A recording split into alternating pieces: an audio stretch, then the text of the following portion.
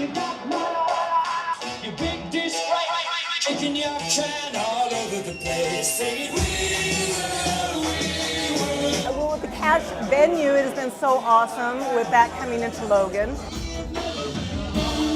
It's obvious that Logan needs more live music and events downtown. When I agreed to do it, it was like, well, that's the #1 hole in the bucket we have to fill. It's nice to be able to have something here in the valley, to not have to go all the way to Salt Lake to see a show.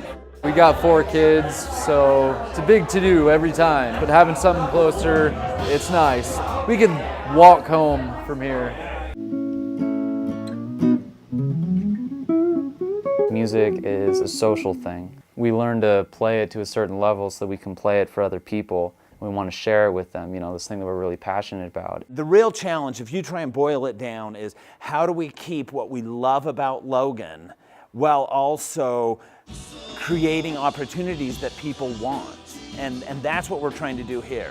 We're not looking to build some huge venue. We're looking to have a place on Main Street where people can come and have a great time. The music scene in Logan kind of has an uphill battle just because it's not the biggest city. And typically that's what helps the music scene, is if there's lots of people that are able to go out, and if there's lots of people, there's more people that are likely to be interested in what you are doing. I feel like the university and downtown don't mix as well as most college towns do. And hopefully this event center will be able to bring them down.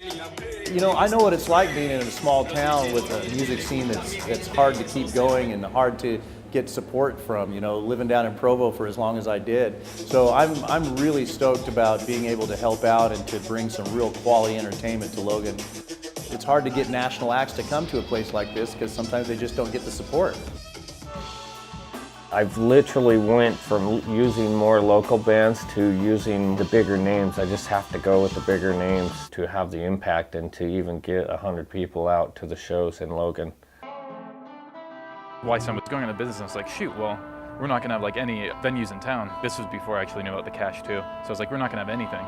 So I was like, what can I do? And I was like, well, I could either talk to other people and see if they wanna buy it, or I could just go and buy it. So that's exactly what I did. I just went, I didn't really think too much. I was just like, hey, I'm just gonna do this. What we're seeing with, you know, Y Sound coming back and with the Cash is people trying to get that going, trying to say, well, why not Logan? And there's enough people here that you could have a music scene, and so it's nice to see that people are trying. I feel like Logan doesn't need a music spot, we need a music scene.